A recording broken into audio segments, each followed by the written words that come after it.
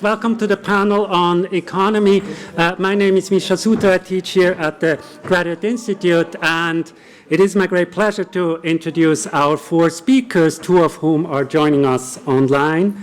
The first paper will be by MARC-WILLIAM PALEN from University of Exeter, Economic Ideologies and Trans-Imperialism, Friedrich List's National System from 1841 as a case study. And after that, we will hear from MORITZ from BRESCIUS at Harvard University, who will speak about Ficus, Elastica, the global pathways of a failed plantation crop. And then joining us here live is ULRIKE von HIRSCHHAUSEN from the University of Rostock, who will speak about niches of semi-coloniality, Xiaqing in Shanghai, 1880 until 1930. And last but not least, we have online JIAJIA Lu from the Graduate Institute, who will speak about financial capitalism on the periphery, the Shanghai stock market bubble of 1910. So, Mark, please, if you would join us here.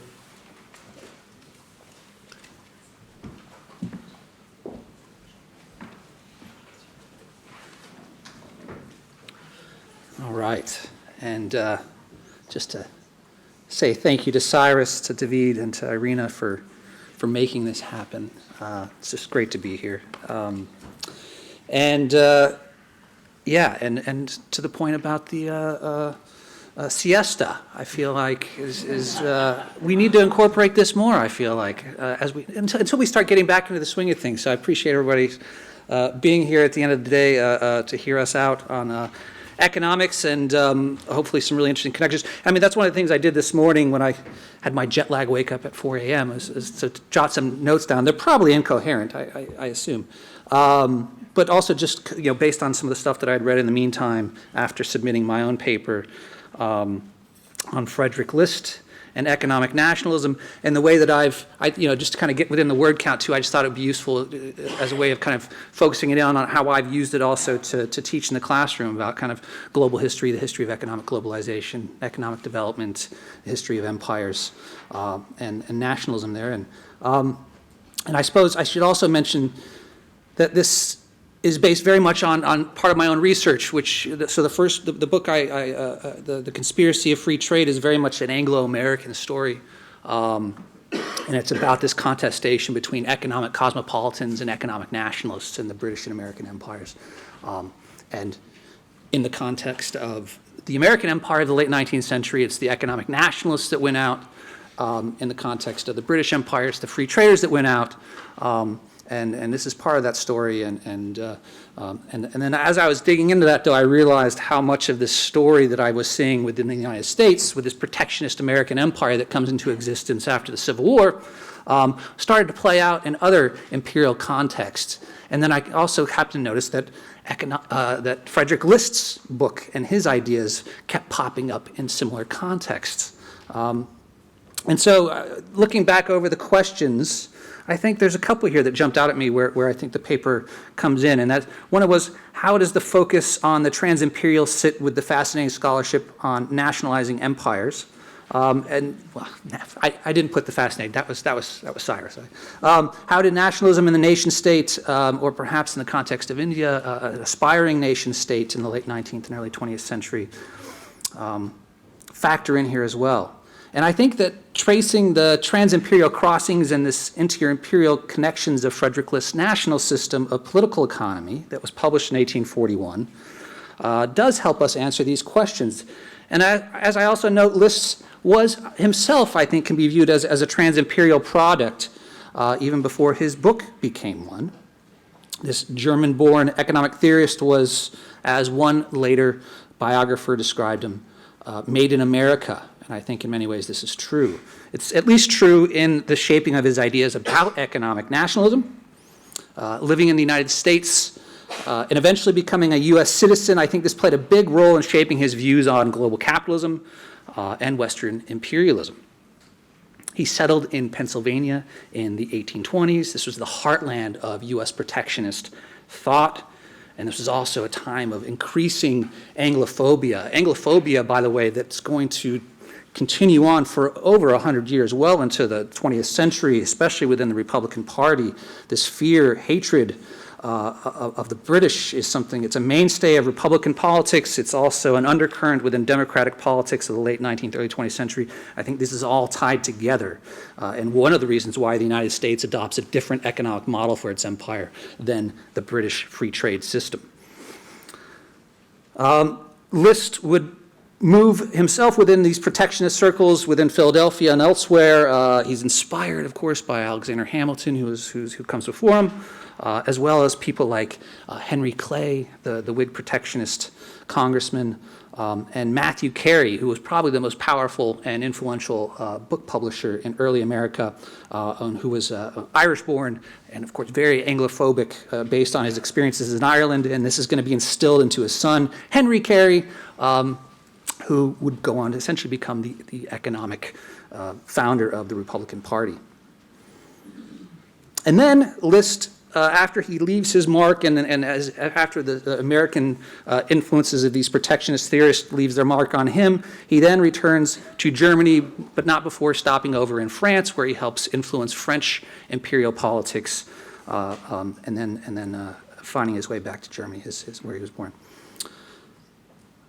And just before he commits suicide, I'm not saying there's a direct connection here, he also bears witness to the overturning of the Corn Laws in Britain in 1846. And this turn to free trade, this abandonment of mercantilism that the British do in 1846 is also a very important moment for him and for others. And this is something he saw coming along the way, which is one of the reasons why he wrote the national system of political economy in the first place.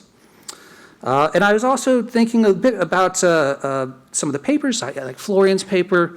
He starts off about the Western-centric stories that are told and how scholars like Manu Goswami have returned agency to these nationalists in the colonized or semi-colonized world. And this jumped out at me, as did Daniel Lacroix's paper on university students as anti-colonial actors within these trans-imperial histories after 1945. And I think these elements, to some degree or another, also show up in my contribution, which in part illustrates how German universities in the late 19th and early 20th centuries helped instill economic ideas, economic nationalist ideas to some of the leading anti-colonial nationalist students across the globe, Bengal Sarkar, China's Wang Kaihua.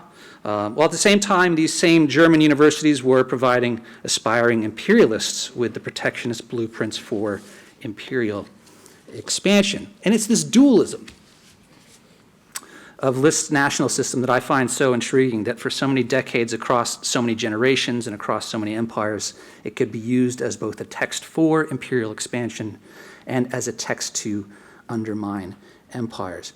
And I should just point out here, one of the things that List does is that he makes it very clear that even Britain had jumped ahead too quickly when it embraced free trade, and that he believed the nation state needed to come first. But also for the Western empires, for Germany, for the United States, for Britain especially, it also needed to be coupled with colonial expansion, because these industrializing empires, these metropoles, are going to need lots of raw materials and natural resources, and you can only get this, according to List, from colonizing the rest of the world.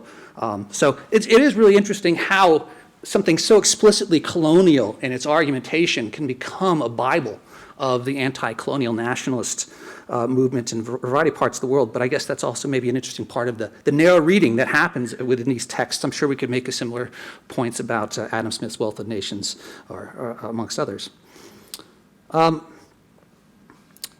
Friedrich List's ideas, I think an important context here within this university system thing is the rise of what's called the German Historical School. This is the dominant teaching of economics that comes into being in the late 19th century in Germany. And this is the time when German universities just become a mecca for students around the globe. And so you have all these students, either from the imperial powers themselves, or perhaps in the case of India, these anti-colonial contexts, who are coming to Germany, and they're studying under these dons of these Listian ideas of economic nationalism as a way towards combating the dominance of the British free traders. And so this is what's being instilled in them when they come to Berlin and the universities outside of that. Now, it's not just the German historical school. Of course, the preponderance of naval and industrial power of the free trading British after 1846 are going to play a part in ushering in this economic nationalist turn. It seemed for a time in the mid-19th century that the industrializing imperial world was embracing trade liberalization. This is what the British free traders thought was going to happen, that the rest of the world was going to see how good free trade was working for the British and adopt a similar policy. And again, this seemed like it was happening in the mid-19th century, but by the 1870s, this is changing in a very big way. And part of this, again, is this response to the preponderance of British power, the kind of Anglophobic response. It's also because of the onset of the Long Depression in 1873, which is going to play an important role here as well. And I mean, I think about even in our context of, after the Great Recession of 2008, 2009, and then the pandemic, in times of economic crisis, it seems like it's just kind of a knee-jerk reaction for countries to look out for themselves, to turn to economic self-sufficiency as a response. And this is something that's playing out in the late 19th century. It's going to play out in an even bigger way after the onset of the Great Depression in 1929. And it's also playing out as we speak in the context of what we're seeing in 2022. Think Donald Trump, his America First, Joe Biden's America First policies, Britain with Brexit. And I suppose we should also think, too, about the resurgence of formal imperial actions in the context of the Russian invasion and its consequent economic isolation as further evidence of this importance between, this connection between trade and the lack of trade and imperial expansion that I think has come to the fore in ways that I don't think we would have said if we'd gone back 10, 15 years ago before the Great Recession hit, when neoliberalism and free market ideas and Washington Consensus was coming to play seemed so dominant. I feel like in the last 6 years alone, we're seeing something very different happening, something that's much more similar to the Listian imperial world system of the late 19th and early 20th century. All right, I'll stop there. Thanks.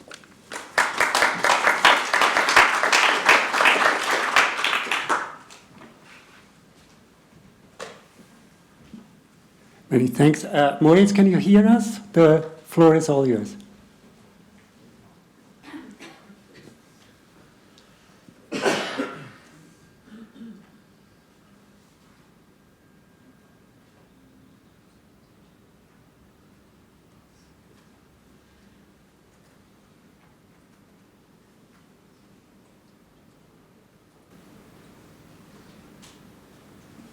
Right. Thank you, MISCHA, for the kind introduction, and good morning from Boston. I'm really grateful, Cyrus, for the kind invitation. Cyrus is, of course, a long-time friend, inspiration, and interlocutor, so it's a real pleasure to speak at this event, even remotely. Thanks also to David for helping to set this all up. So the broader project from which my paper arises is about the history of a commodity frontier. This is the Assamese rubber frontier in northeast India and how it developed in twists and turns through periods of great world market demands and slumps across the 19th and first half of the 20th centuries. My book's timeframe thus includes the Great Depression and 2 global conflicts. It asks how these disruptive forces led to the abandonment and later remobilization of a once thriving resource frontier, whose initial development, collapse, and many afterlives I studied. The book is really a discussion of multiple forms of rubber production, so-called wild rubber extraction and its attempted regulation, the arrival of colonial plantation capitalism, smallholder investments in raising the crop, and the complex historical intersection of these different modes of production at a violent imperial borderland. But let me now take you to the very first large rubber plantation in world history. It was located on the edges of British rule and capitalism in Assam and established in the 1870s under the protective umbrella of the colonial state. A number of high imperial officials teamed up with scientists and foresters to choose the right location and launch this pioneering project. It was really a groundbreaking enterprise. There was no model to follow. So the first rubber plantation in Assam was a truly experimental project where the very basics were researched on how to make rubber growing feasible and profitable in the long run. Since the Indian rubber tree, Ficus elastica, naturally occurred in the region, the plantation managers settled on cultivating only this particular species, thereby also trying to appropriate indigenous planting knowledge.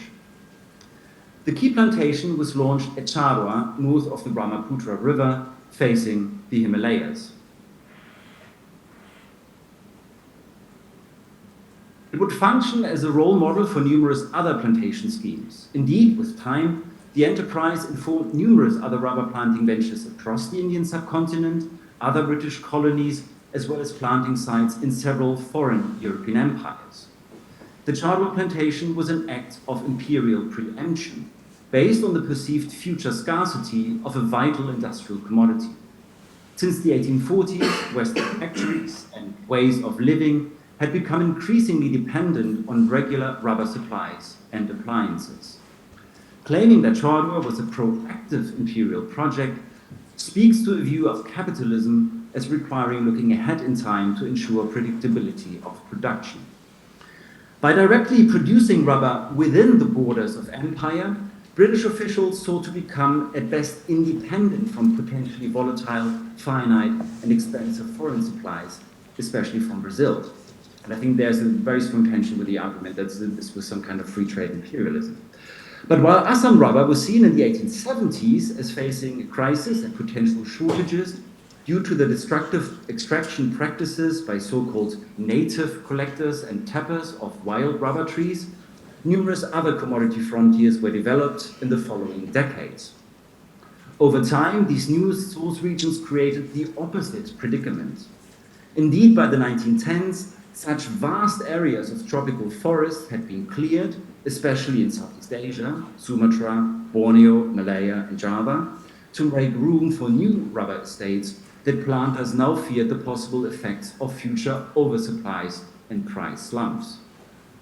Only the profoundly changed global geography of rubber extraction and propagation can explain why the British imperial state was willing to abandon the Chadwa plantation after the First World War.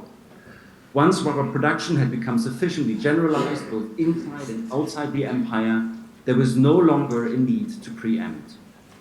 My paper here focuses on the 1870s to the early 1910s, which remains a significantly understudied period in the history of rubber and its commodity frontiers. Instead of writing the history of this vital commodity backwards and taking the ultimate global triumph of the Brazilian rubber tree Hevea brasiliensis as a foregone conclusion, it is more instructive, I believe, to emphasize the great uncertainty in the world rubber industry during the fin de siècle and beyond. This was a time when numerous latex-yielding plants were discovered, tested, rejected, or transplanted. What I suggested in my pre-circulated paper is that the British, and indeed other European empires, invested in what I call an imperial portfolio of potentially profitable plants. Various species were grown experimentally across the tropics to identify a master plant, the most adaptive, quickest yielding, and hence most lucrative variety.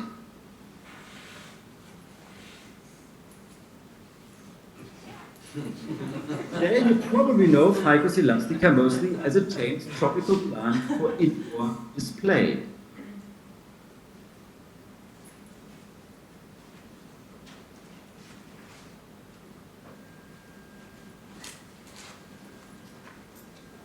But for almost half a century, the tropical crop that grows to majestic proportions in nature was cultivated for profit on all 5 continents. It was transferred and acclimated through the machinations of plant capitalism, state interest, and scarcity fears. Also, the quest for long-term gain by private planters and investors helped to expand ficus cultivation across the tropics. The tree saw, in other words, a rapid expansion in its overall time, and an equally rapid contraction in terms of its use as a plantation species. Ficus elastica was ultimately eclipsed by Hevea, its superior competitor from Brazil, just before the Great War. In a sense, the imperial portfolio of rubber plants was finally narrowed down to a single victorious variety. But in the preceding decades, Ficus elastica's transplantations from Assam to Madras, Cuba, West Africa, Egypt, California, the Seychelles, and many other places were often the result of direct south-south entanglements.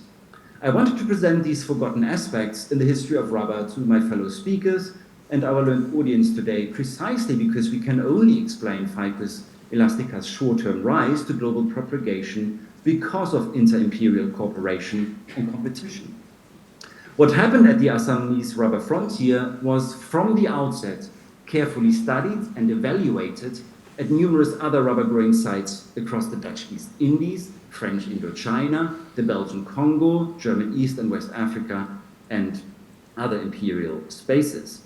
As the leading rubber trade journal put it in 1907, I quote, "Of all the rubber plantations ever formed, probably the one about which most has been written is the government experimental plantation at Chadwa," end quote. Commodity-producing empires competed for global market shares.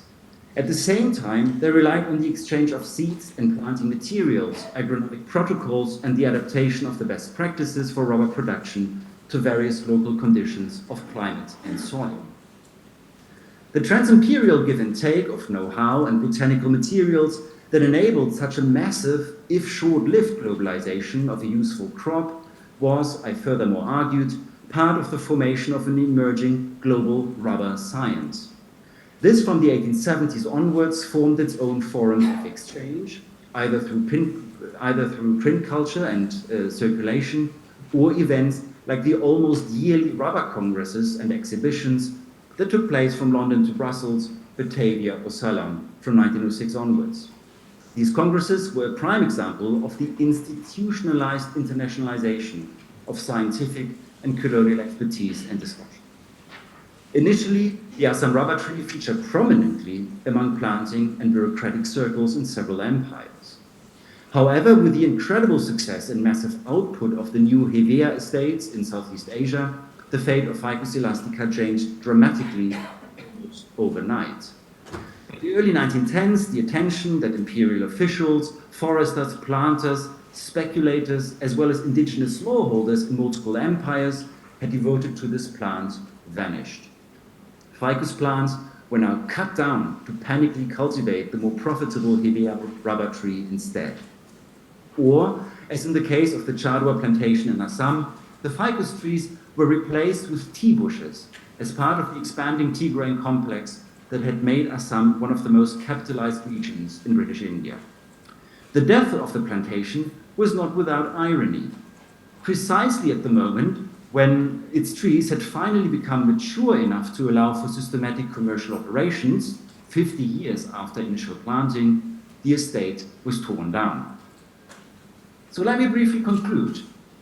If commodity histories are often written as a tale of global integration, the case of Ficus elastica alerts us instead to the speed and thoroughness of the global disintegration of a fleeting trans-imperial commodity regime.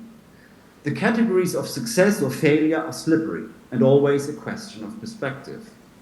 Ficus elastica was a failed plantation crop only relative to the greater profitability of the Brazilian rubber tree, which today accounts for 99% of natural rubber supplies. Ficus, by contrast, never secured large world market shares. Additionally, given the tree's very long gestation period of between 20 to 50 years when grown on plantations, the species took at least 3 times longer to yield first profits. Questions of timing, and delays for returns on investments were an absolute obsession of contemporaries. And I think we're going to explore the temporalities of capitalism further during a workshop that I organized with Christophe de Jong at the end of June in Switzerland. So when scholars write local or trans-imperial commodity histories, as I've sketched out here, it is salient to focus not only on the better known and researched success stories, but also on the many botched attempts at botanical globalization of crops and their plantation cultures.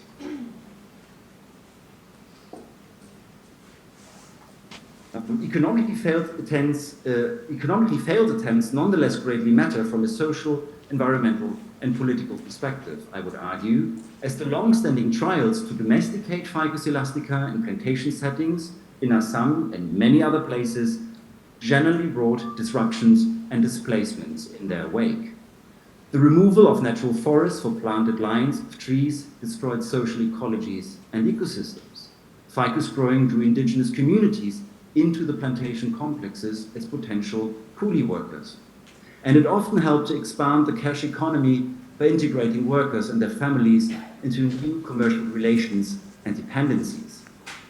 Hence, regardless of whether Ficus rubber trees were judged as a disappointment after decades of heavy public and private investments, socio-economic and natural transformations, its cultivation and taste, had lasting and profound effects on tropical source regions across several empires. In sum, writing the history of rubber from the margins of empire and through an ultimately discarded crop is perhaps just as revealing for the ways certain plants, cash crops, entered and then left trans-imperial circuits of cooperation and competition. Looking at failed species opens up new vistas into a critical juncture of the commodity's history and its fraught transformation from a wild to a systematically cultivated, indispensable resource whose story has too often been told through a single empire logic. I think I will leave it here and look forward to the discussion. Thank you. Many thanks, Moritz. We now turn to Ulrike von Hirschhausen.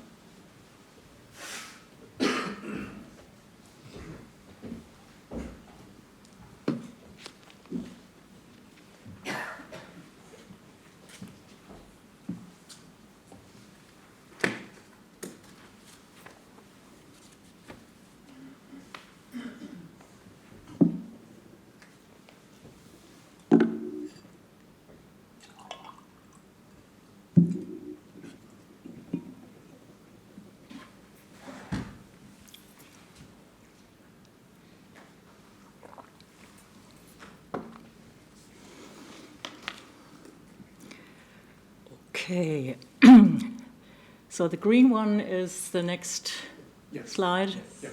Okay, I hope I get it.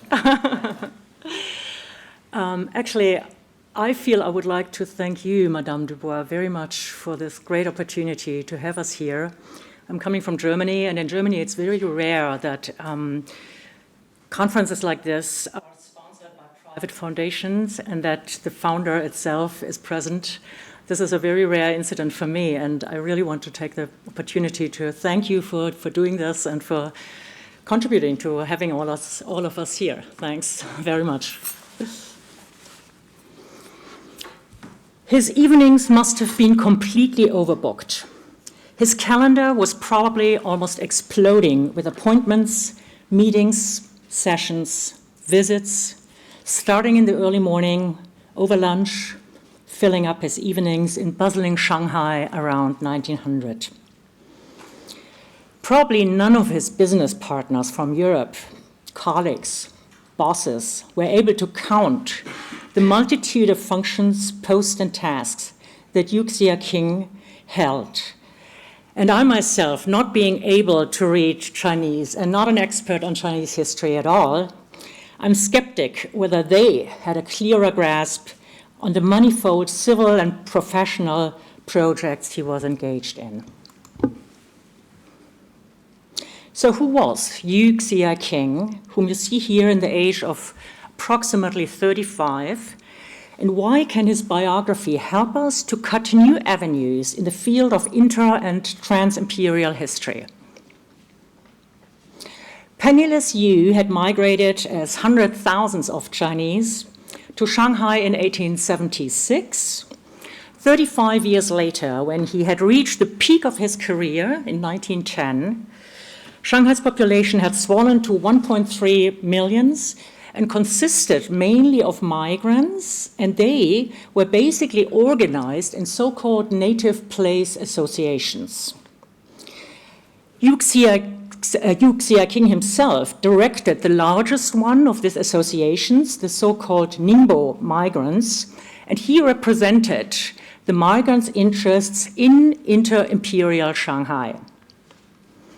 What else did he do? He had co-founded a Chinese Chamber of Commerce to present a counterpart to the British and American-controlled treaty powers. At the same time, however, he acted as a middleman, a comprador for Western banks and companies. And above all, he had engaged himself in business, founded railway companies rivaling with British-financed lines, and had become one of Shanghai's most eminent ship owner with his own line, the Sunbai Wharf Company. And I think you can sense what he had earned with all this if you take a look at his mansion in Shanghai. It's the only picture I found in Bernard Goodman's great work. But I think we get an idea of the circumstances after 35 years of raising up the ladder looked like. So what can this multimillionaire, shipping giant, Chinese nationalist, and at the same time an allegedly colonized individual, a subject of Western treaty powers, acting in a semi-colonial space as Shanghai's treaty port society, what can he tell us where to see, where to look, to take up Louis' stimulating remarks at the very beginning of our conference? I will briefly pick 3 fields and concentrate on Yu Xiaqing's agency, A, in the arena of Trans-Imperial Cooperation, B, in his agency and Inter-Imperial Conflict, and C, how he managed to work as an anti-imperial mobilization.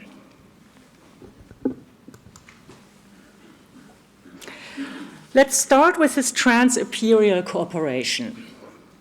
The field, and those of you who are into Chinese studies, which I'm not, they will know, of course, but I think many of you are not in Chinese studies, so maybe I'm getting a little bit more basic.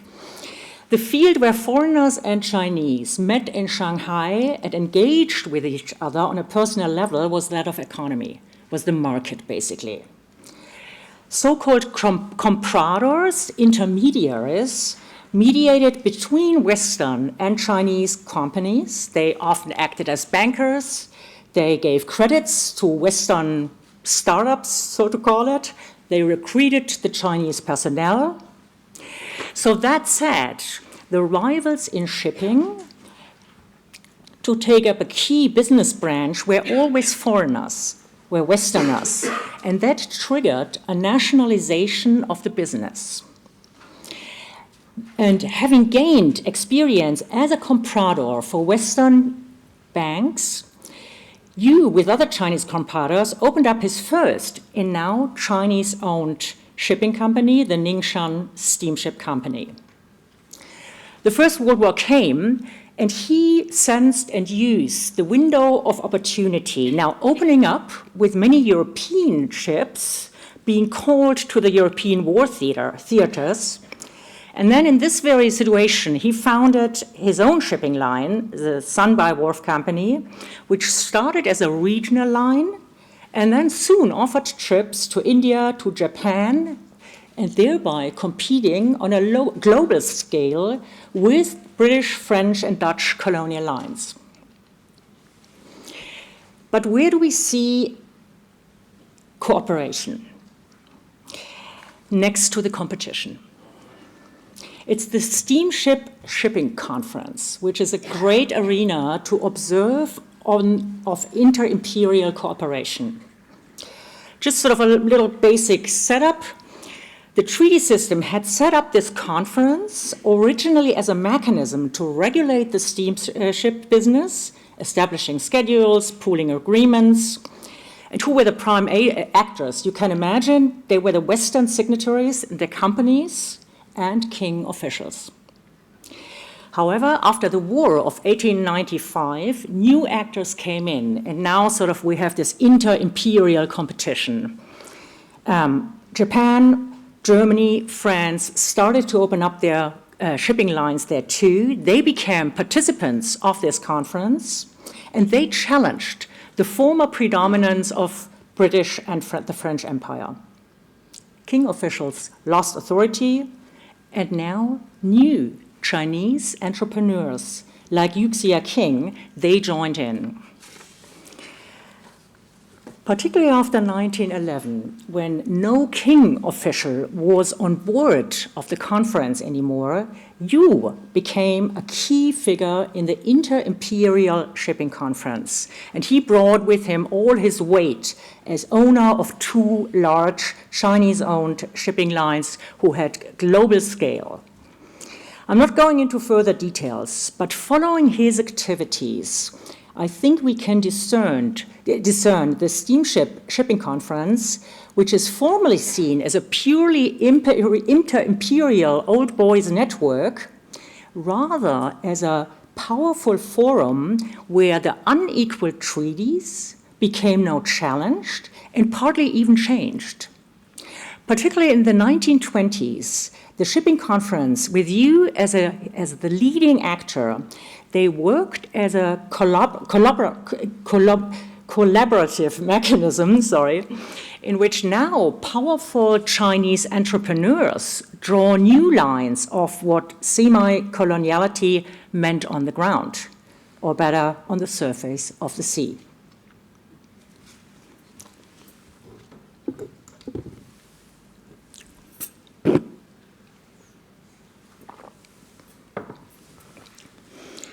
A second field where we can locate his agency in his biography is inter-imperial conflict.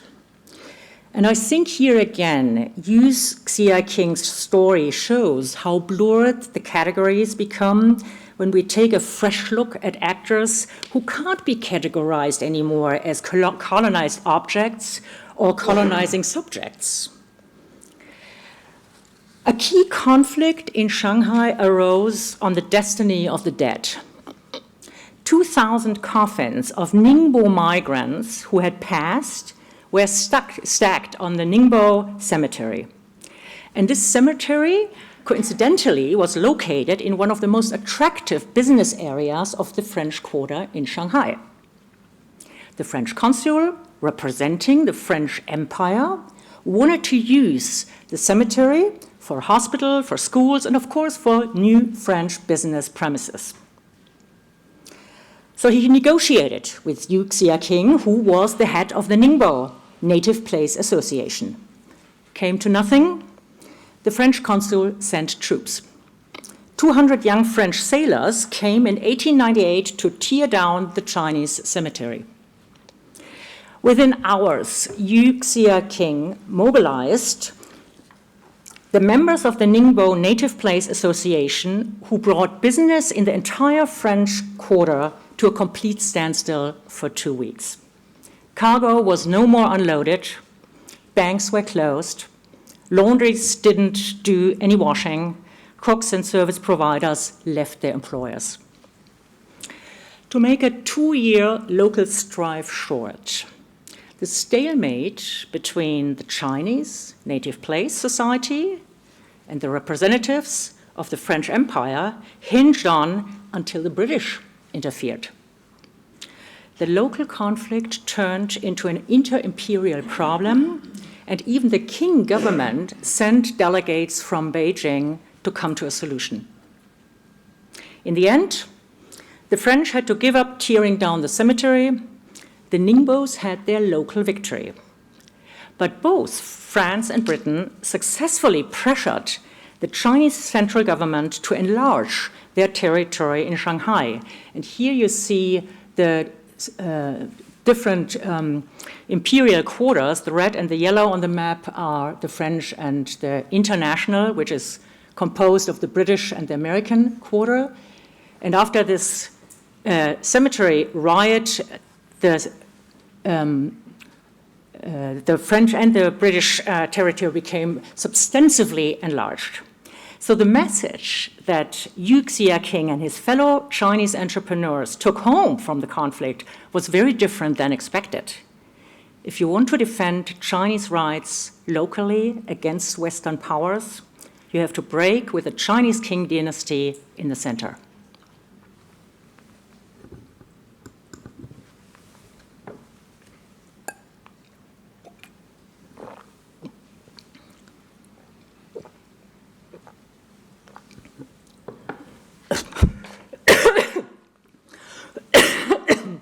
Sorry.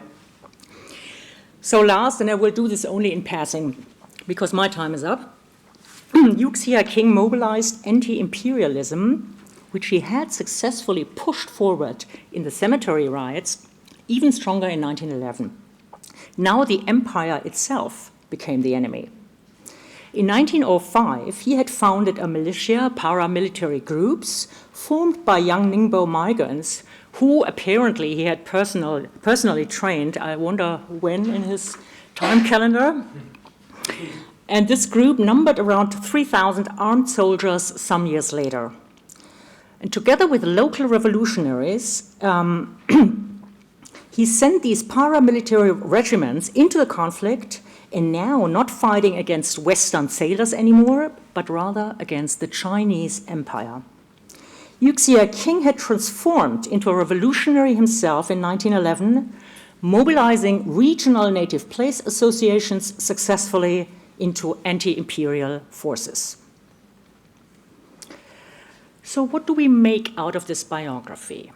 Why can, and this would be my question, contextualized stories of individuals help us to open up new avenues to rethink inter-imperial conflict and cooperation? And I'd like to suggest 4 arguments. Shanghai is one of these semi-colonial treaty ports, as I think, very similar to the Indian princely states who are now going to be discovered. And I think these kind of spaces where we don't have sort of formal imperialism, but we have this kind of semi-colonial situation, they can help us to identify possibilities of difference, of deviation at the peak of imperial power. And this morning, I think Louise was talking about the empires seem to appear weaker than 30 years ago. This certainly also goes into that trend, but it's a proposal of which spaces to look at to see, you know, the combination of informal colonialism and a local modernity, which I would call it, what, for example, the Chinese in Shanghai strove to realize.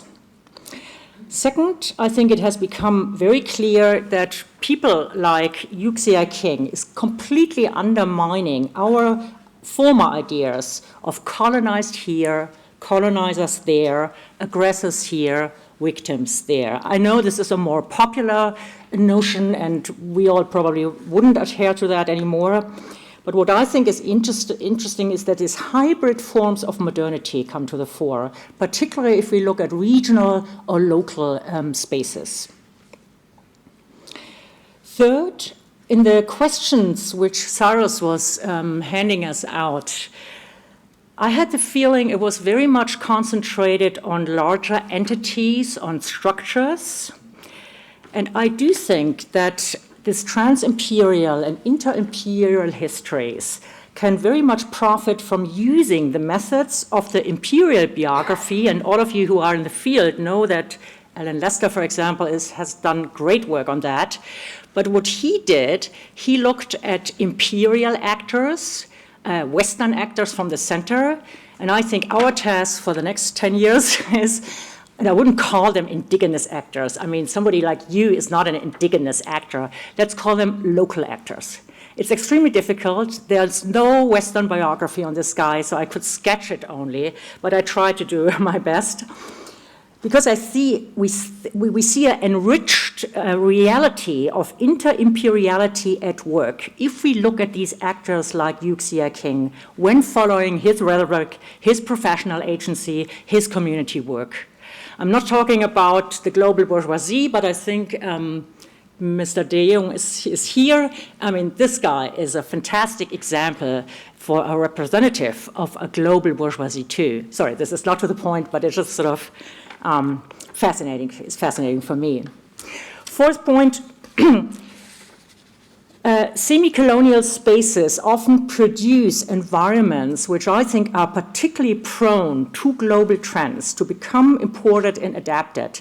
And we have a very similar situation, for example, in princely Indian Hyderabad, in Baroda around 1900 until 1930. It's a very similar situation, so I would really plead for bringing this kind of semi-colonial groups more together. And I hope to make clear about this global factor when mentioning that he, with his shipping lines, kind of rivaled the British one by offering trips to India and even to Japan. So he's trying to rival on a global level, not on a national or imperial level anymore. So these are just sort of 4 little food for thoughts, and I'm happy to engage in the conversation after the last talk. Thanks for your attention.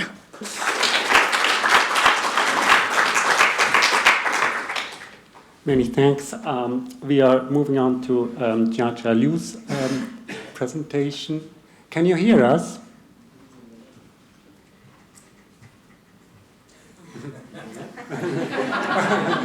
Good, good.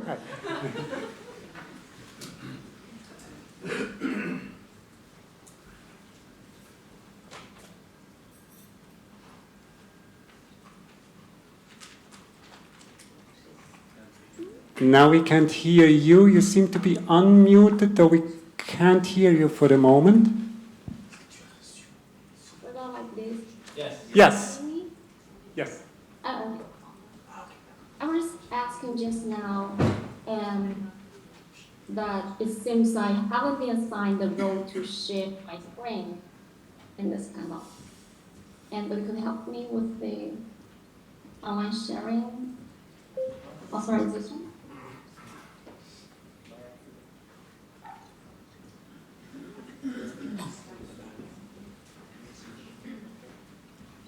The colleagues in the technical department are on it right now. Thank you. No, not yet. The share screen button is in gray. But just now during the testing session, I could successfully share it. But right now, it doesn't work if I click on the share button.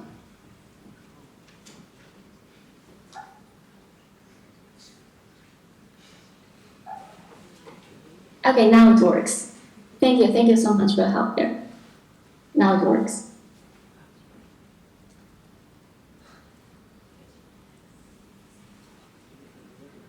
Yeah, I hope now you all can see my screen. Yes, thank you. Thank you so much. So hello everyone, here's JIAJIA, a recent PhD graduate in international history from the Graduate Institute. And I'm very grateful for this opportunity to present part of my doctoral research on the Shanghai rubber stock market bubble in 1910 and its aftermath in 1911, which are the closing years of the last dynasty called the Qing dynasty in the imperial history of China. To begin with, the Shanghai rubber stock market bubble was closely connected with the worldwide boom in rubber demand and rubber prices. From the end of the 19th century to the beginning of the 20th century, the advancement of technology in manufacturing rubber tires for bicycles and automobiles arose the world's demand for the rubber material. The Amazon, represented by Brazil and certain parts of Africa, which are naturally abundant in rubber trees, used to serve as the main suppliers of rubber on the international level. However, Southeast Asia caught up with them in producing cultivated rubber in the 1910s, as the British had great success and enthusiasm in transplanting Brazilian rubber trees to their colonies, for example, British Malaya. To finance their rubber businesses in Asia, British businessmen chose the Shanghai Stock Exchange close to the rubber plantations and, more importantly, the largest stock market of its time in the Far East to float their growing number of rubber companies. Just to provide some background information on the early history of the Shanghai Stock Exchange, after Qing China's defeat in the First Opium War that forced Shanghai to become a treaty port, Shanghai grew into the financial hub of Western businesses in China and attracted an increasing number of foreign concessions to settle down for mercantile purposes with extraterritorial privileges. Backed by the expansion of foreign merchant houses and banks in Shanghai, the Shanghai Stock Exchange was established in 1905 as the first ever stock exchange in China. This stock exchange was incorporated completely by Western businessmen, mainly the British, and the British laws. It was on this particular stock exchange, which was open to both foreign and Chinese investors, the Shanghai rubber stock prices bubbled and crashed. Leading Chinese economic historians regarding the Shanghai rubber bubble agree on the narrative that certain Western businessmen in Shanghai intentionally spread false information on exaggerated profits of the bogus rubber companies they created to fool Chinese investors. While literature in English and French tends to believe that the Shanghai rubber bubble must have been passed from the London Center and criticize Shanghai as a pre-free market in weathering financial fluctuations. My doctoral research uses primary sources from financial journalism and contributes both quantitatively and qualitatively to the existing but still few literature on the Shanghai rubber bubble. First, let's take a look at the rubber stock prices. In fact, the quoted rubber companies were all Western, mainly British. The orange line in this picture shows that a rapid rise in the price of rubber stocks quoted on the Shanghai Stock Exchange in early 1910 was followed by an equally rapid drop. The Shanghai Stock Exchange rubber stock prices declined to only 1/2 and then to 1/4 of the January's price and stayed like this for the rest of the year. If we look at the rubber stock prices on the London Stock Exchange as a reference in blue, it shows lower volatility, not even like a bubble. What's more, we could also tell that the peak of the rubber stock price arrived a little earlier in Shanghai than that on the London Stock Exchange, instead of reacting to the influence from London. Now, if we take a closer look at the rubber stock prices on the Shanghai Stock Exchange, which is in the main picture here of this slide, we may discover that even after the peak of the stock prices in early 1910, the total number of rubber stocks are very condensed here, meaning more and more rubber companies became floated. By contrast, on the London Stock Exchange, as shown in the smaller picture on the right top of this slide, we don't see a very obvious increase in the total number of rubber stocks throughout the year. In brief, the Shanghai stock market was more speculative, and due to a couple of reasons, just to name a few, the unfamiliarity with Western capitalism in Shanghai, the lack of diversity in financial products, and information asymmetry. Evidences of speculative rubber companies could be found in English newspapers in the latter half of 1910 on frauded rubber companies or their plantation agents who often exaggerated the prospects of rubber outputs. Press at the time estimated that a large proportion of rubber shares on the Shanghai Stock Exchange in 1910 were held in the hands of Chinese investors. However, there was not a lot of information available in Chinese in the form of financial journalism and the international rubber prices or the floated rubber companies at the time. Unlike the Chinese assertion that foreign businessmen only fooled Chinese investors, some foreign investors in Shanghai were in fact sharing the same risk of suffering from such fraudulence.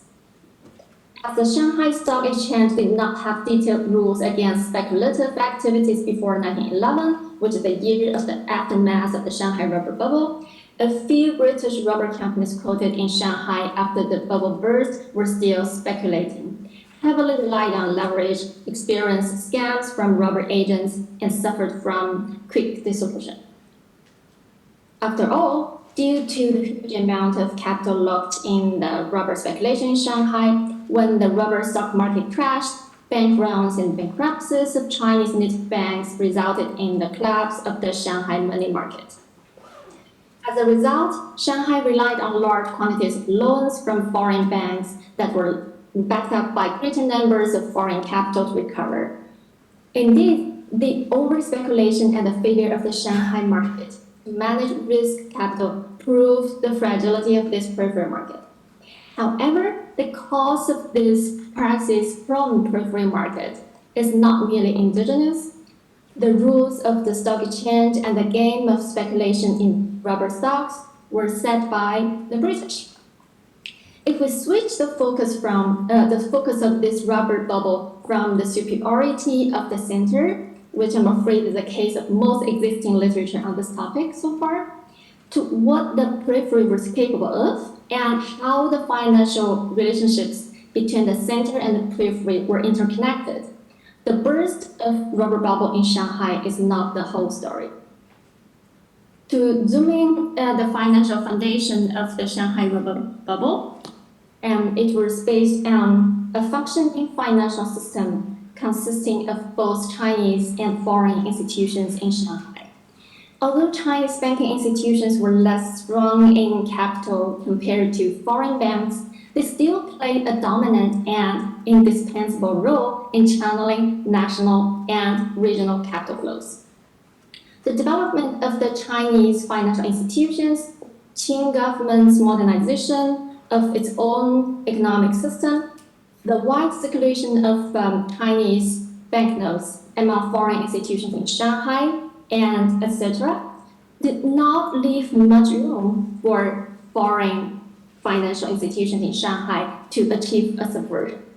In my PhD dissertation, I further studied the interaction between the Chinese financial system and Western financial capitalism in late Shanghai.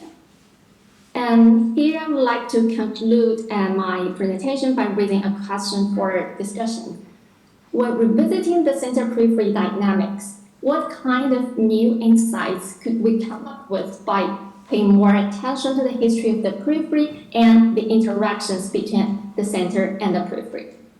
I would like to hear your comments and look forward to the discussion. Thank you. Thank you.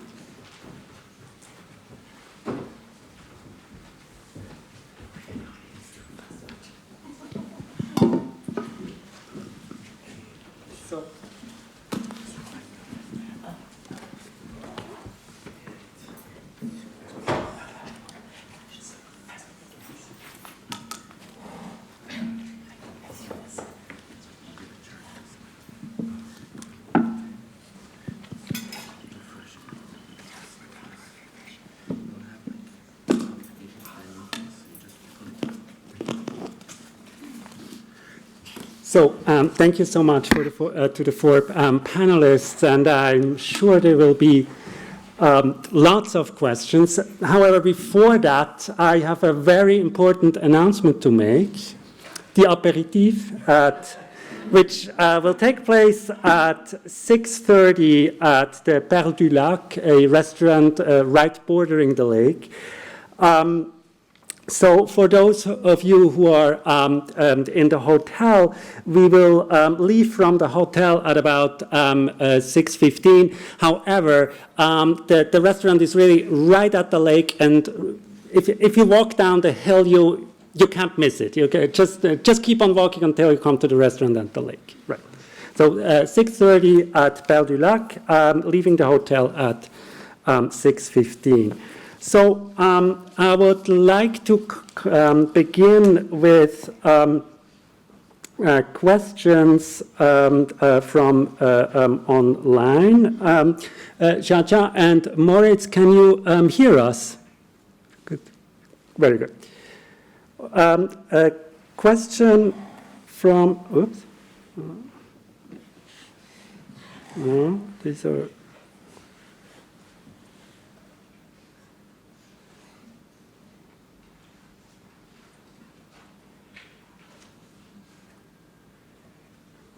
Wait, I have to first reload. Let's start with some questions from the audience. I'm so sorry.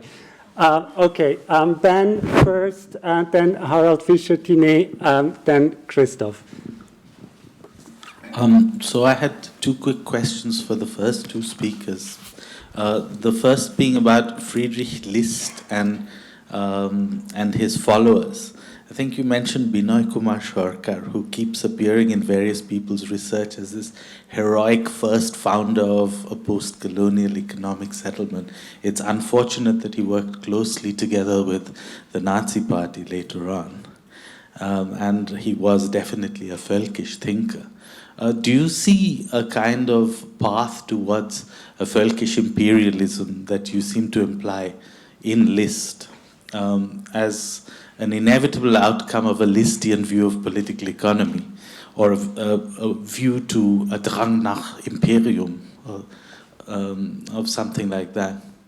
And the second question was about labor and Assam plantations generally. You did mention that the rubber plantations were turned into tea plantations. I'm wondering about the relative labor intensity of rubber planting and tea planting, because one of the problems that Assam seems to always have had is the question of getting enough labor for any kind of plantation, and tea is a big issue there. So was there a kind of smooth transition from one form of labor regime to the other? Did they have to import more labor? What happened?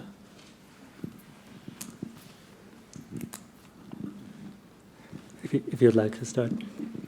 Okay, so I think, well, I'll come at it this way.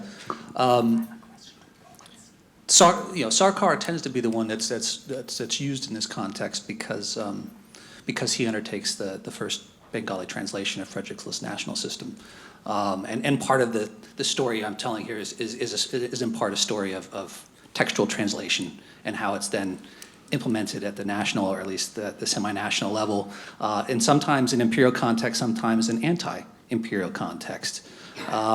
His associations later with the Nazi Party, notwithstanding. But the text is freely available and used in English from about 50 to 70 years before Sarkar. So the Bengali translation is actually reasonably relevant. Well, it might not be for people in Bengal that are going to really. English can read English is my contention. Anyway, we can get into a reason why people translate things into languages as much as we want. I mean, I think. Very late translation is in wide use before he gets involved. Okay, and the translation into Chinese is in the 1920s, and I think it shows. I think it shows the continuing resonance and interest in Friedrich List's text in both anti-colonial context as well as imperial context, and it's happening at around the same time, I guess, is maybe the interesting aspect there. But he's, I think to your point too, you're absolutely right. There are plenty of Indian nationalists who are looking to List amongst other economic nationalist leaders from the late 19th and early 20th century, at least, with the rise of the Indian nationalist movement. So I think, Sarkar is just more of kind of a really good example of this, but there's plenty of other instances where his English translation, the Sampson Samuel Lloyd translation of 1885 that I reference is, I think, the main one. There's a really bad American English translation from 1856, but I don't think many people really use that because it is quite bad. So I hope that kind of gets at it, but again, the dualism here, the ambiguity of it, the way that it's able to be used in all these contexts, I think it just shows the resonance, and in a weird way, the timelessness and the cosmopolitanism, in a weird way, of economic nationalist ideas that are seemingly supposed to be good for one nation become applicable across the globe at around the same time that cosmopolitan ideas of free trade seemingly become the ownership of one nation, Britain, as the 19th century closes. Thank you for that. Yeah, maybe I should just kind of respond. It's a great question. But before I do that, I just want to kind of thank the co-panelists for a really wonderful set of papers that was really instructive and interesting. So the labor question is absolutely key. There's a whole chapter in my book about this. So exactly as you said, there was a constant shortage of labor, and this at some point actually threatened the very existence of the charter of rubber plantation.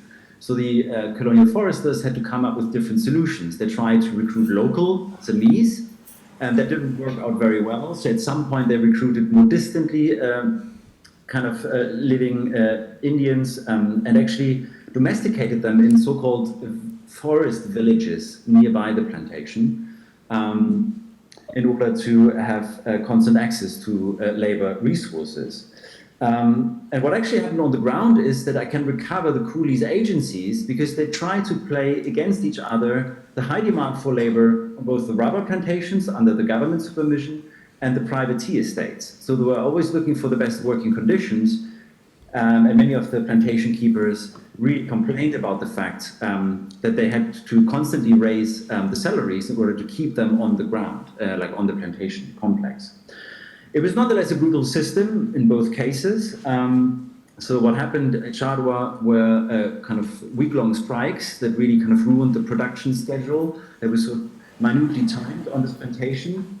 There were constant deaths appearing to what was casually called in the sources the normal scourges of malaria that appeared in this kind of jungle climate.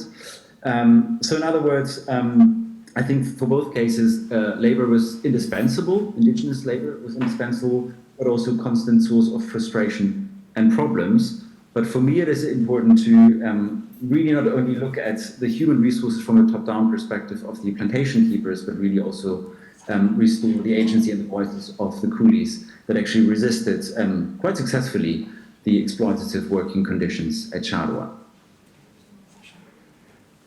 Harald Fischer-Thiene.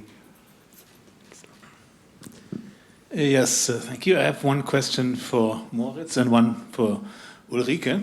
So my question is very similar to Ben's, to Moritz. It has already partly been answered, but I was wondering, it's also perhaps a bit off topic since it's not trans or inter-imperial, but trans-species. I was also thinking about tea and this earlier story, I mean, which reminded me the first experiments with tea in the 1830s and 40s would very much reinforce your argument. This seemed to be a failure for a long time. So it was only in the 1870s really that tea became profitable, and the variety found in Assam was not exactly the same as in China. There was this competition. So it's a very similar story, which then after a very long time ended as a success story.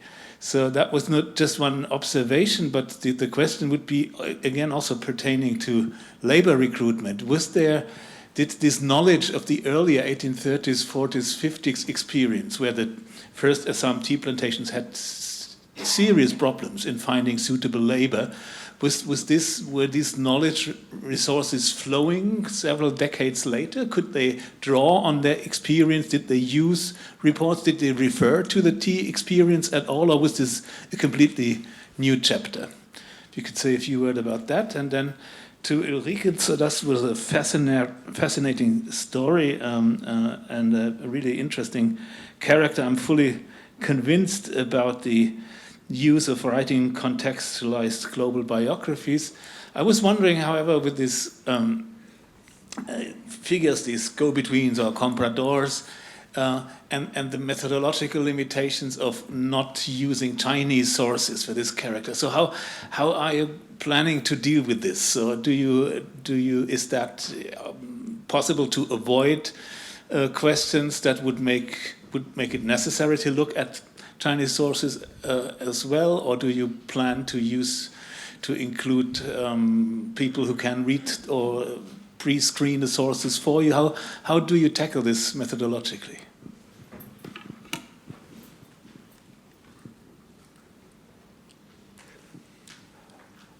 Ulrike, would you like to start? I have a question to Moritz, which goes very much in the same Very much in the same direction. Then would you like to pose the question? If that's okay. Yeah. Right. Is it on? It should be on, yeah. Okay. Moritz, I barely can see you, but I would like to ask something, because I just read a great new study on the rubber trade in Cameroon, German sort of colonized Cameroon. And in that study, the story unfolded a little bit differently. And what I got out of this book is that the workers, and particularly the African merchants, they sort of Africanized the rubber trade. They circumvented the German regulation, and the rubber, instead of coming to Germany, they opened up a regional trade within Africa, sort of rivaled all these German naive officials out, and it was a completely this panorama of unexpected consequences, which we have so often if you really look deep sort of in the stuff, that in the end, less the German metropole, but rather sort of the Cameroon groups, they were the profiteers from the rubber trade. I know this is not particularly what you are probably looking at, but I would like to ask this question because the workforce was, somebody else asked that too. Maybe you could combine both. Okay, two great questions. Thank you very much. Coming to Harald's question about the kind of relationship to the earlier experiments with tea. What I would say is that there was clearly a constant connection between these earlier experiences, the initial failures, and what happened with these government rubber plantations is that they tried to kind of make it work in the end at all costs. So even after 2 or 3 decades of heavy investments, they didn't really know how to domesticate this Ficus elastica tree, but they nonetheless kept on pouring enormous resources into the enterprise, hoping to achieve some kind of happy end, very much using the example of tea as well. And I think this was really accepted also by tax officials and high imperial office holders, that this was a groundbreaking kind of enterprise, and it needed kind of dead ends and cul-de-sacs in order to succeed in the end.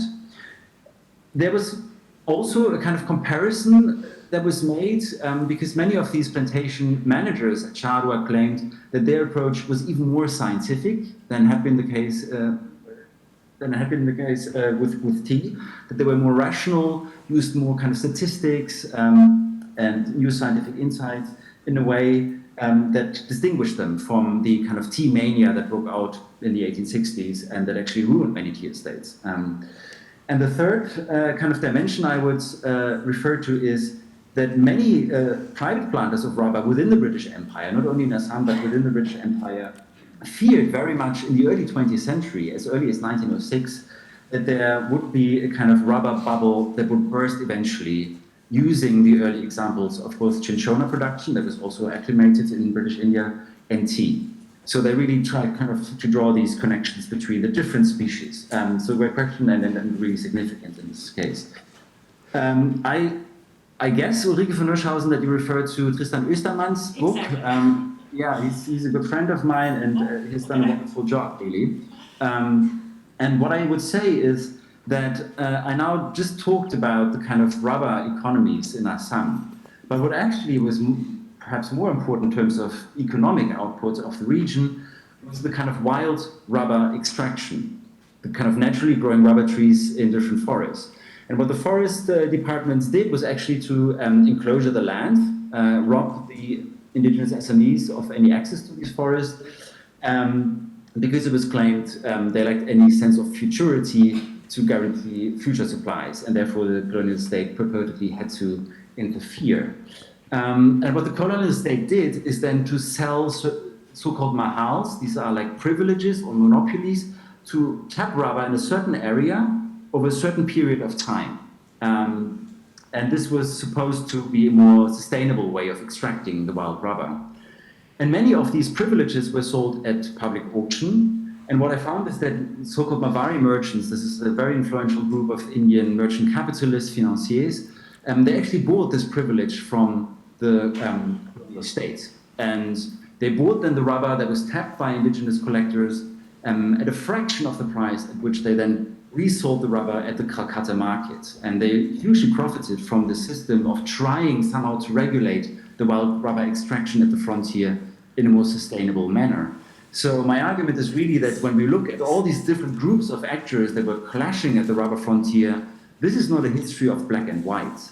I mean, there were many shades of gray and many different actors involved that clearly do not fall along the line of kind of white colonizer and exploiter and Indian victims and kind of powerless sufferers, because the Mabaris were actually controlling the trade in the wild rubber pretty much in the region. And what they did is they really kind of sold opium, for instance, to the Assamese, got them addicted, but then adapted in order to increase the output of wild rubber. So I think there is definitely this fascinating history of the wild rubber extraction and indigenous enterprise, capitalist enterprise at the frontier as well. Very similar to what happened in Canada.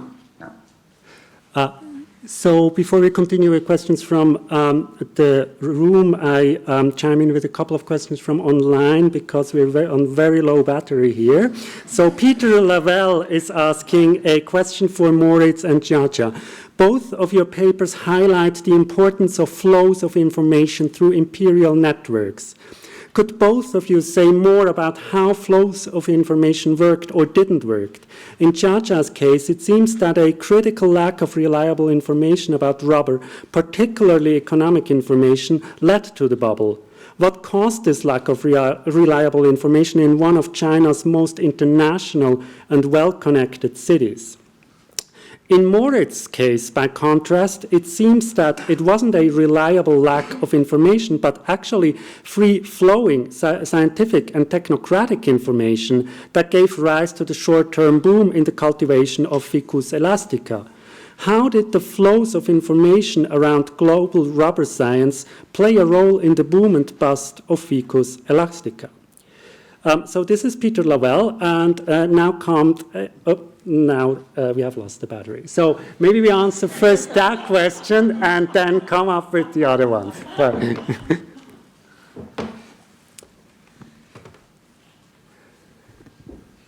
JIAJIA and Moritz, who would like to start? JIAJIA, do you want to go first? Okay, no problem. I just unmuted myself.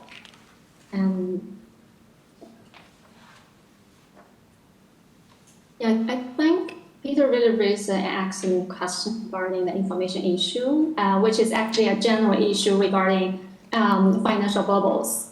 In fact, both the Chinese and foreign investors in Shanghai at the time were facing with the problem of some lack of reliable information about rubber stocks.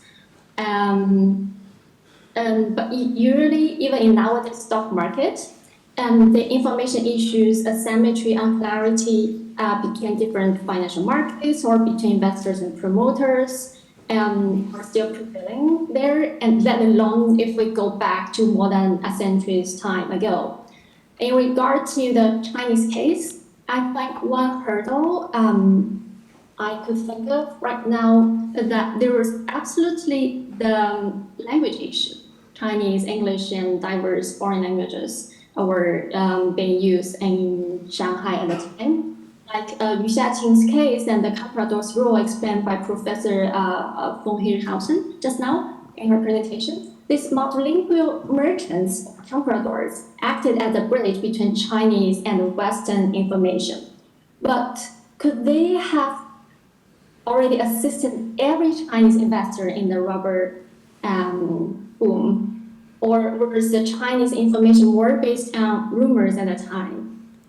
Because according to my research, I couldn't really find a lot of information about circulation of price economic information in Chinese and in financial journalism in Shanghai at the time. However, we know from literature and archival materials that tea houses or official conversations in the streets of Shanghai at that time served as an important role in delivering such important investment information. But these are still at the stage of my assumptions and guesses. Another account for the information asymmetry issue, I think, would largely be relevant to the suppression of Chinese financialization and Chinese financial modernization, because Chinese businessmen or Chinese elites in Shanghai at the time were more like forced to absorb the financial rules set by these foreigners, especially in regard to the Shanghai Stock Exchange. It was a financial institution totally set up by the British, and also the rubber companies were brought up by the British, and how they incorporated and how they were running the Shanghai Stock Exchange were totally dominated by the British instead of the Chinese. The Chinese were just participating. Together with the problem of a lack of Chinese economic information I mentioned in my first point, I think such types of information asymmetry could be accounted for the lack of reliable information or the lack of enough sufficient information during the Shanghai rubber bubble in 1910. Thank you. Right. So I think both JIAJIA's paper and mine are partly, but importantly, about the significant nexus between the kind of information and capitalist investments. JIAJIA's question, I think, really emphasizes, and quite rightly, the significant point that while information orders were really fundamental for the kind of collation and production of reliable knowledge and for making business decisions, they were simultaneously recognized as being the source of chaos, catastrophe, and difficult judgment, right? So nobody knew what the ultimate results at Charleroi would be. I mean, this plantation was the first mover with very heavy entrance costs into this new industry of rubber propagation. This hadn't been done before. And later entrants could always profit from previous mistakes. But I would really kind of argue that even though Charleroi was recognized as being the kind of world center for expertise on how to grow Ficus elastica, the information that was kind of put out from there through colonial reports and plantation journals, this information was not necessarily reliable in the long run. I mean, I think this goes really back to the point in kind of history of science studies that we kind of attach certain importance to certain actors or institutions as providing reliable scientific or economic expertise.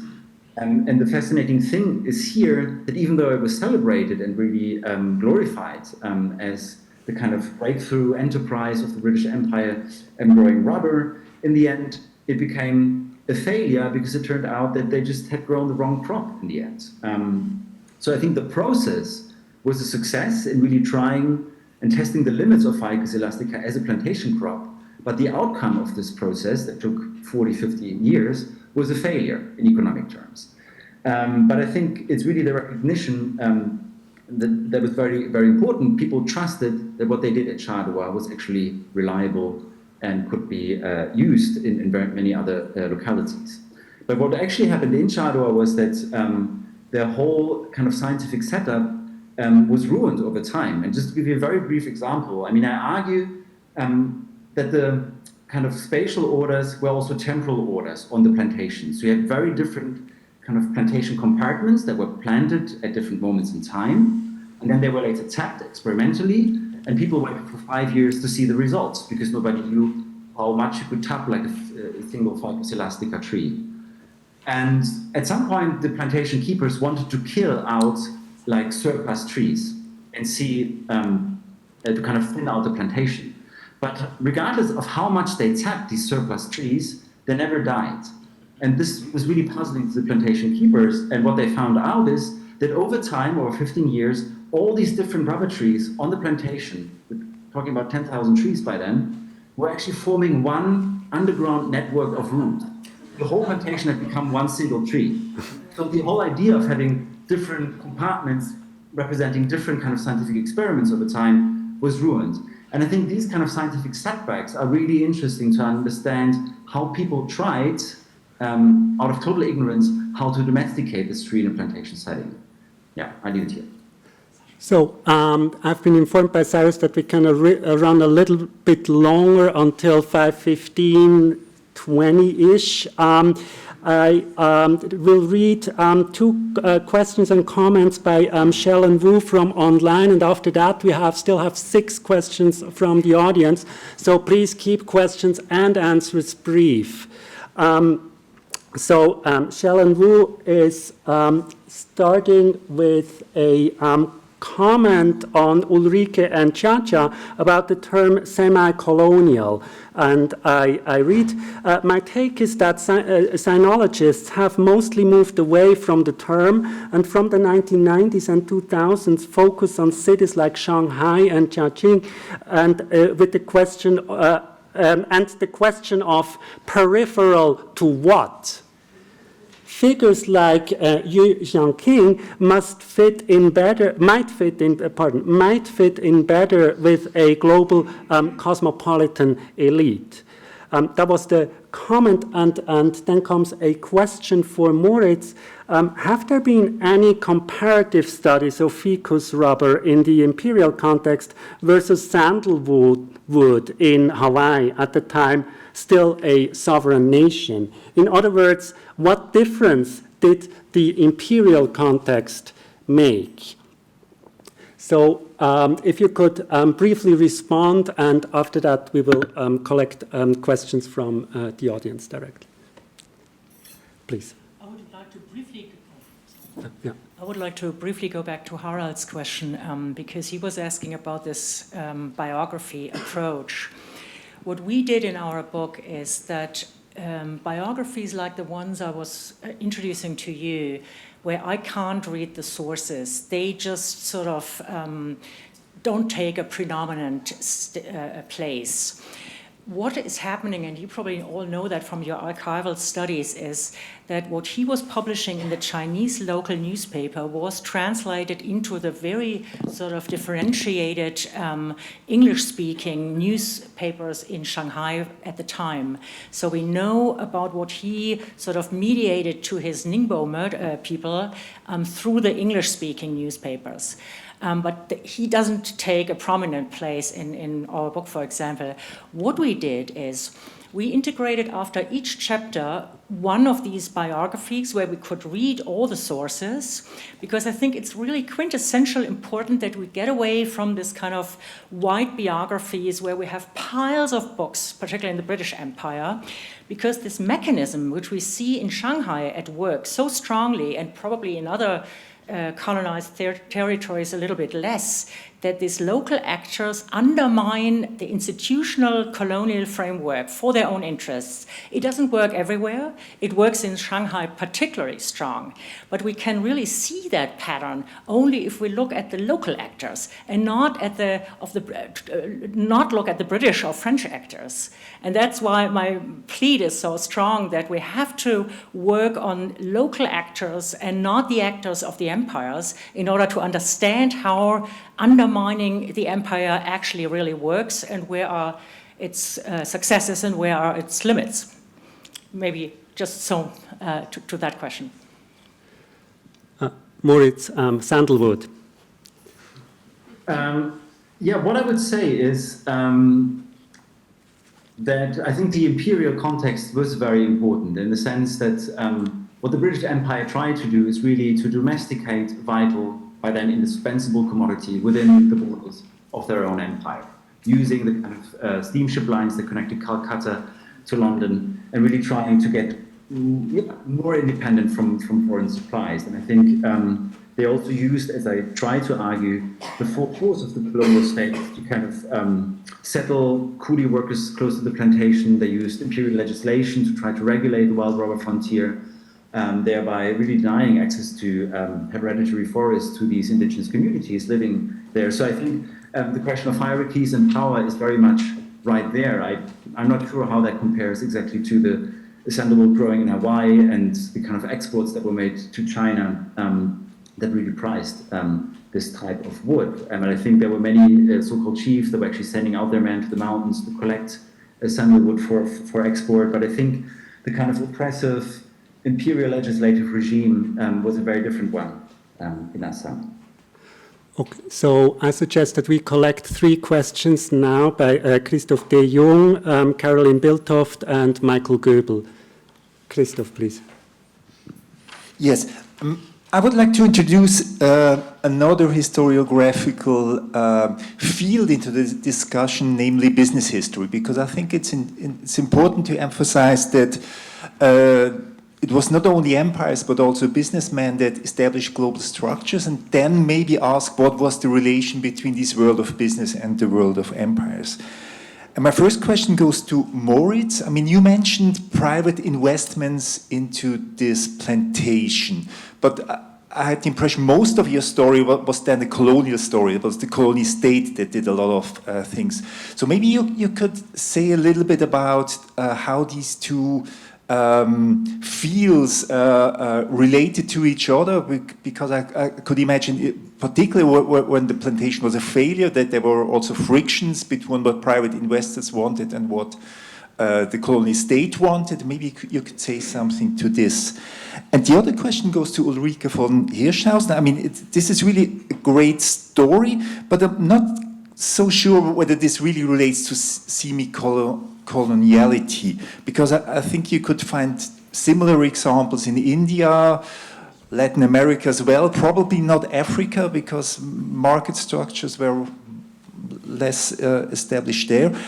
And I wondered whether it would make sense to introduce a different analytical level, namely economic sphere or capitalism, however you would like to call it, and then ask about the interrelation between capitalism and class as a structural tool, and then empire and the relation between colonizer, colonized, race, and then see how these different fields interact and influence each other.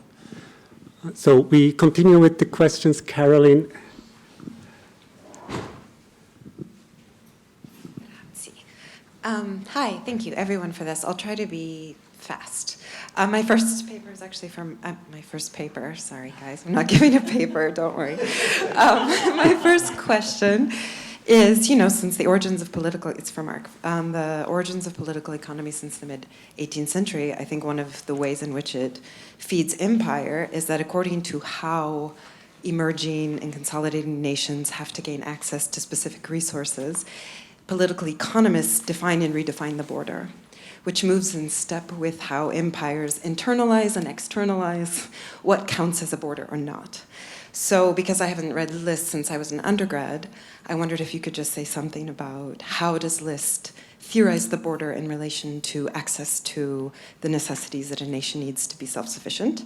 The second question is for Moritz, and just very quickly, I read at the British Library the papers of the International Tea Committee, which I never did anything with, but in fact, in the letters, they were describing a kind of rivalry with the rubber industry.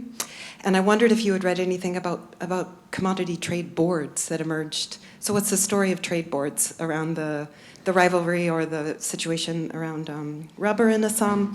And then is there a part of your story that has to do with international currency regimes, which are changing in this period? Does that affect the failures and vicissitudes of the rubber industry? Finally, for the two Shanghai papers, the beautiful book by Liu Fan, Shanghai Modern, and then the other one, Paul Cohen, is History in Three Keys on the Boxer Rebellion. And I really wondered the extent to which these financial stories can be replotted against A, the Boxer Rebellion on the one hand, and two, the cosmopolitan modernity that is expressed in cultural histories of Shanghai as a uniquely modern cosmopolitan space. Like, what role does the Boxer Rebellion and this unique Asian-tinted semi-Western modernity that takes place in Shanghai, to what extent does the financial story change the paradigms around this question of China between, especially Boxer Rebellion, 1905 to 1911? Like, this is the arc of the Boxers and their role in shaping a Chinese-Western nexus. So that's it. I did write a paper, kind of, sorry. Piling on to your group of questions, sorry. I was just trying to bring together the two China or Shanghai papers. So it seemed to me that you were attributing very different degrees of economic agency and power to Chinese actors. Or in other words, that Ulrike, your semi-colonialism was very semi, and the other one was a lot more colonial, right? So first of all, I guess did I get this right? So in your case, a lot of what you said reminded me of Marie-Claire Berger's book, The Golden Age of the Chinese Bourgeoisie, right? In her case, it's the Chinese bourgeoisie. You talked about the global. You called him a global bourgeois in the end, but it mostly matters in terms of outcome, right? Did that kind of bourgeoisie contribute to Chinese economic development in the long run, or were they, as Mao said, the running dogs of imperialism, right? But so it seemed to me you were coming down on the first side of that divide. Whereas you, JIAJIA, it looked like, I mean, I'd be interested in, so you said you don't know so much about who the Chinese investors were, were they people like you, Xiaqing, or is there anything you can say about who the investors were? Right, but it seemed they were in a very subordinate position. Right, so the British companies float the stocks in Shanghai, as understood you, in the first place, because that way they can circumvent regulations that would be in place in London, so they can quickly raise a lot of money, basically defrauding, Chinese investors, and the bust follows. Is what I got from your story, but I wondered if you could say a little bit more about Chinese agency in this, and well, I don't know, Chinese investors, if you can. So we have three more questions. Cyrus, Mona, and in the back. So my suggestion is that you ask those questions and the panelists take them with them to further ponder them as we go into the aperitif. Thank you so much for everybody. I would love to talk with you about cities and with you about how different empires influence a book, and then how it in turn influences different empires, but we are here so we can do this later. So I will have the question for Moritz, because you're not here, and so I won't be able to talk with you later. So it appears to me that in your story, basically the different actors who together sort of create this trans-imperial network of sorts, right? That they are roughly equal in, I don't know whether to say power or in status, or whatever it may be. I do wonder, though, whether one couldn't also say that Britain does play a quite central role here, right? Certainly, in finance, I don't know whether in insurance, certainly sort of in the backbone of things. So what does this case then tell us, or allows us to conceptualize trans-imperial history, right? As something that doesn't necessarily need to mean that we have, multiple imperial actors who are connected with each other and who are equal, but perhaps sometimes we have a case, at least in some dimensions, where one actor or set of actors actually, simply carries more weight. What that would do to us more generally for trans-imperial history. Thank you. Mona.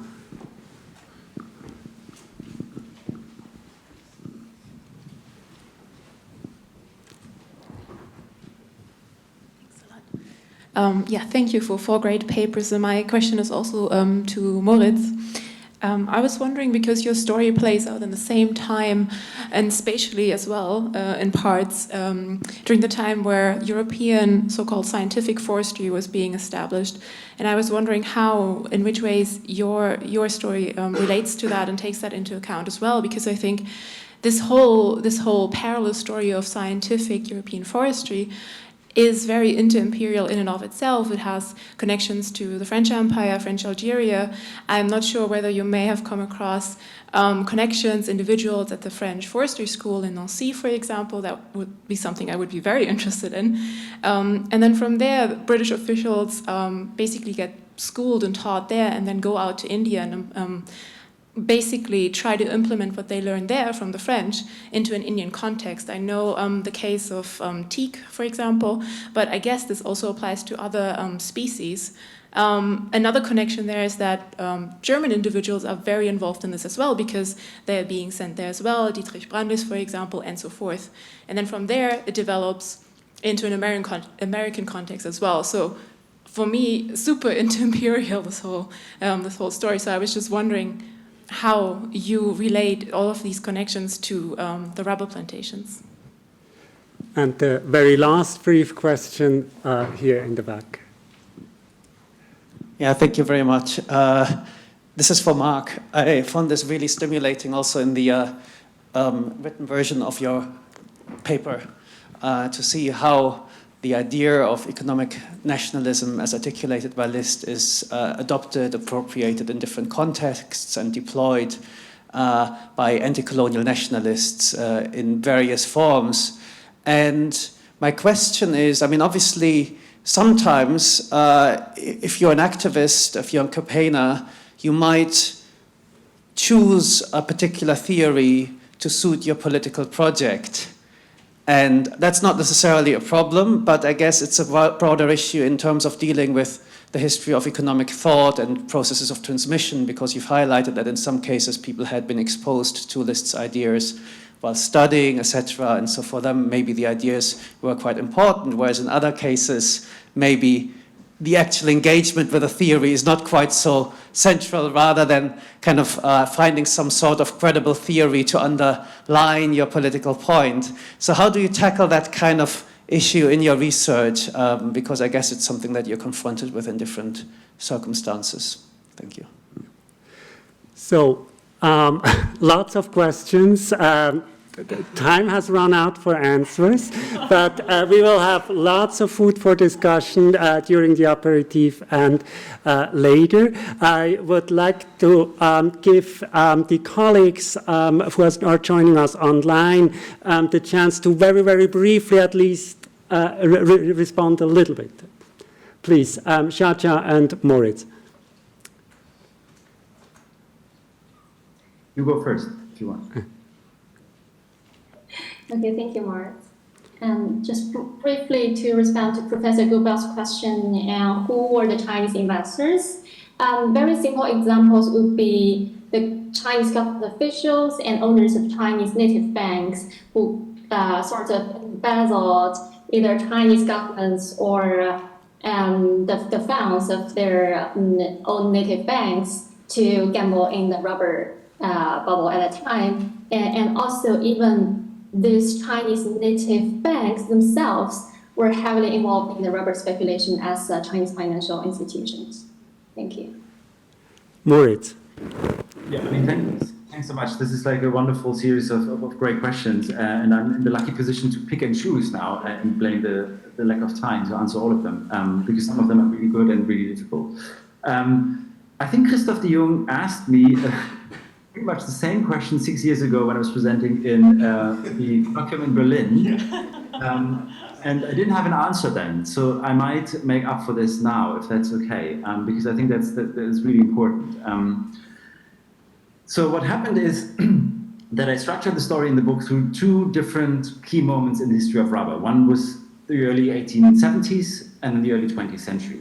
What happened in the early 70s is that the British state realized there is a kind of global rubber shortage in the future, and it will take too long, it will be too expensive for private kind of capital to take up the planting of rubber. Therefore, the state has to intervene and has to do like the initial investments in order to make this work, with the hope that private planters will then take this up.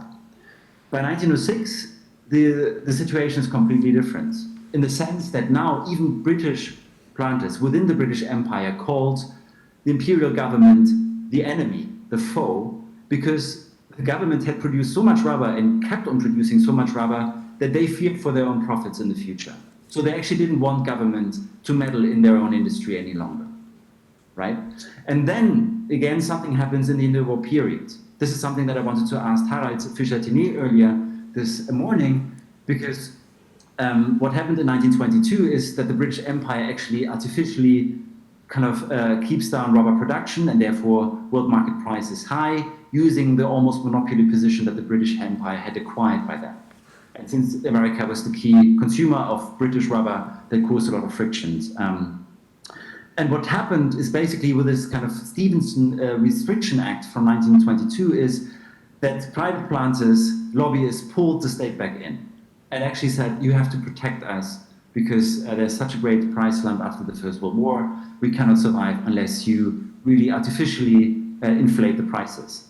So this is always this kind of changing relation between the imperial state and private interest that I find really, really interesting, especially when it comes to moments of frictions between the two. And I think, yeah, the other questions are great. I don't have time to answer them, but maybe I'll just write to you or you write to me, and I'm very happy to hear also more about the kind of commodity trade boards, the international currency regimes, and so on and so forth, forestry, etc. But thank you very much. That was absolutely terrific. Thank you. So let me join me, please, in thanking the four panelists. 6:30 at the Belle du Lac.